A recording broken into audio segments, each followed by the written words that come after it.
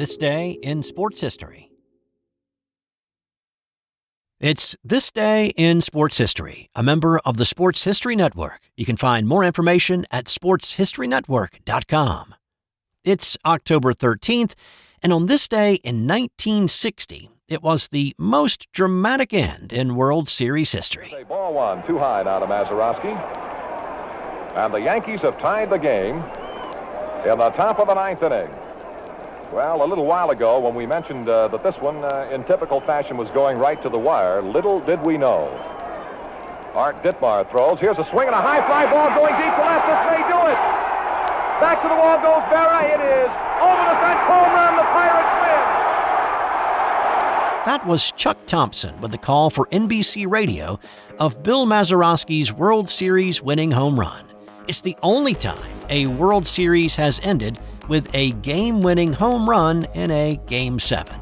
The only other time a World Series has ended with a walk-off home run was in 1993, but Joe Carter's game winner came in Game 6. The 1960 Pittsburgh Pirates were making their first World Series appearance in 33 years.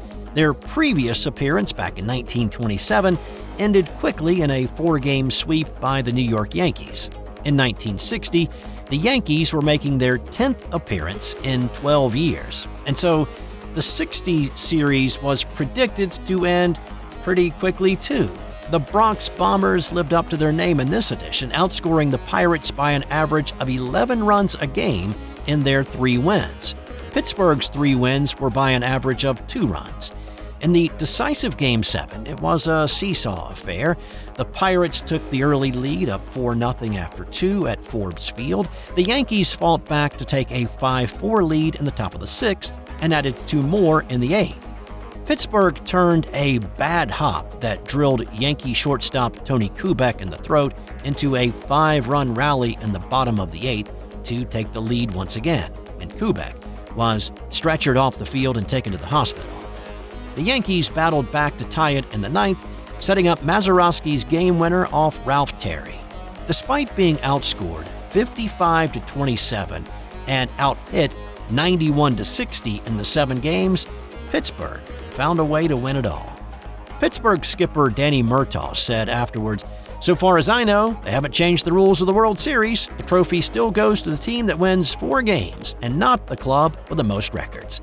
It was Pittsburgh's 3rd series championship, but the first since 1925.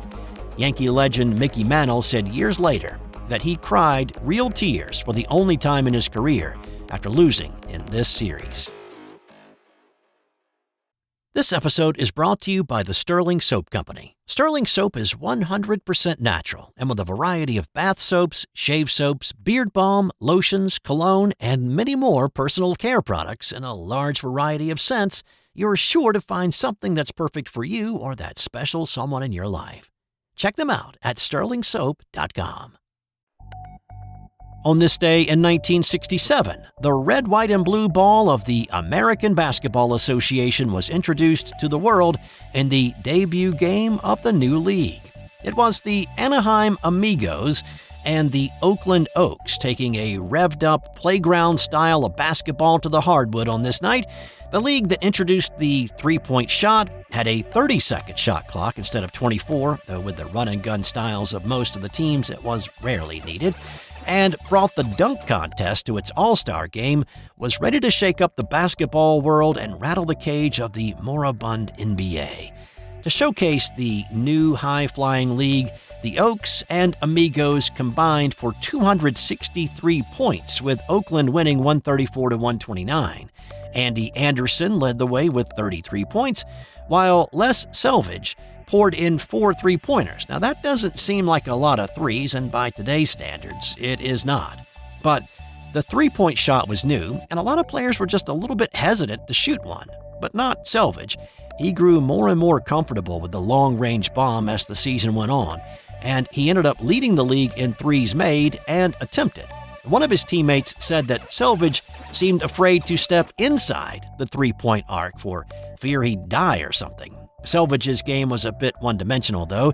He didn't pass very well, and he didn't play much defense. One of his teammates, Bob Bass, said that when Selvage was hot, he was unlike anything he had ever seen. Now, About that ball. It's the thing everybody remembers about the ABA, right? Well, the idea for the red, white, and blue ball came from the original big man of the NBA and the original commissioner of the ABA, George Mikan. Mikan hated the brown ball that the NBA played with. Lighting in arenas was a bit dimmer in those days, and Mikan always said that whenever he watched a game from the stands or on TV, the ball blended into the background. So he came up with the idea of the multicolored ball because the league was the American Basketball Association, so red, white, and blue seemed to be the right choices for the colors of the ball. Patriotic. Marketing people loved it. Just about everybody else hated it at first. Players complained it was too heavy, too light, too slick. But it was really because coaches and players thought people would make fun of them for playing with a differently colored ball. And there was some of that. But shooters soon started to love firing from long range and watching the rotation of the ball in the air, and especially that last little spin in the net when your shot was pure. Coaches began to embrace it because you could teach shooting with it because of the rotation. And kids, they loved the basketball. ABA executive Mike Storin talked about a test he once did with about 100 kids, and he told them, "You can have any ball you want, but you only get one. Now, do you want the brown NBA ball or the red, white, and blue ABA ball?" He said every kid, without exception, chose the ABA ball.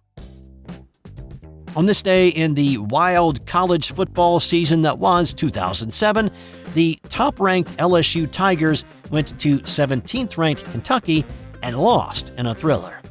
The Tigers had a 13-point lead with a little more than a minute to play in the third quarter, but Kentucky rallied to tie it up with 4.5 to play in the game. LSU actually had a chance to win it as time expired, but Cole David's 57-yarder was just a little bit wide left. So, to overtime they went. Both teams scored touchdowns and extra points in the first, kicked matching field goals in the second. Kentucky's Andre Woodson threw a 6-yard touchdown strike to put the Wildcats up 6 in the third OT, but they failed on their mandatory 2-point conversion, leaving the door open for LSU. But first, they had to get to the end zone to score the 6. One of the things that I talked about last week was the 2007 matchup between LSU and Florida, and the Tigers had gambled on 4th down a lot in that game, and they'd been successful. Well, on 4th and 2 in triple OT of this game, they handed it off to Charles Scott, and he was stuffed by Braxton Kelly. And I guess the Wildcats did a lot of film study of that LSU-Florida game to make sure they stopped this 4th and 2 attempt. Kentucky pulled off the upset of number 1 LSU. Kentucky fans called it the greatest win in Wildcat football history, and students and others stormed the field, and for their post-game celebration, the SEC fined Kentucky $50,000. Party poopers.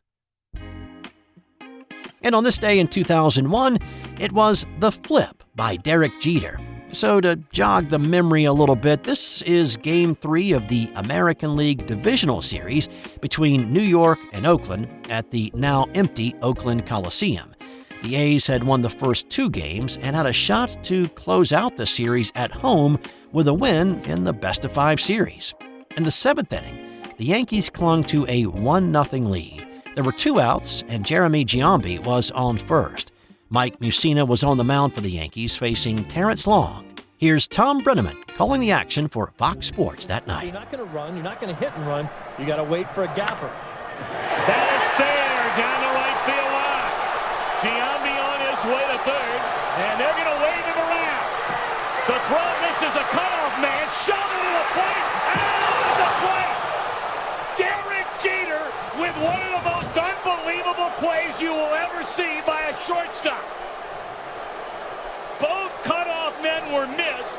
Jeter coming down the line, fielded with his bare hand, a shovel to Posada, and Giambi is out. What an unbelievable play by Jeter. So what makes this play so special was actually routine for Jeter. He talked years later about how they worked on this same scenario in spring training. Shane Spencer's throw from the right field corner overshot 2 cutoff men. But it's not that Jeter had some kind of sixth sense that the ball was going to be overthrown. It was actually his job to act as a third cutoff man in case this very thing happened. Now, the fluidity in which he caught the ball and then flipped it to catcher Jorge Posada was a thing of beauty. And he was also fortunate that Giambi was not the fleetest of foot.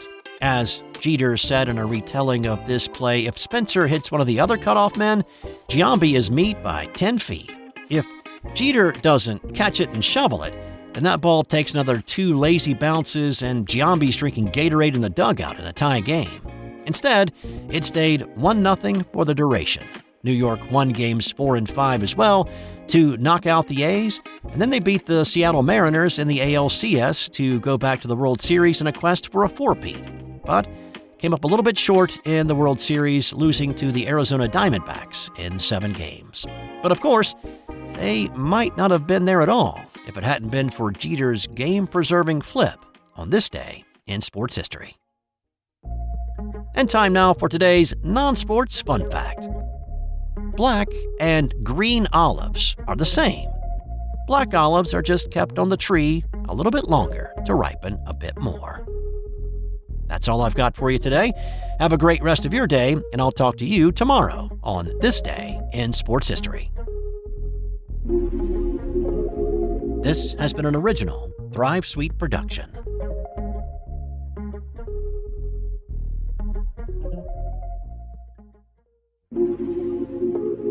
This has been an original Thrive Suite production.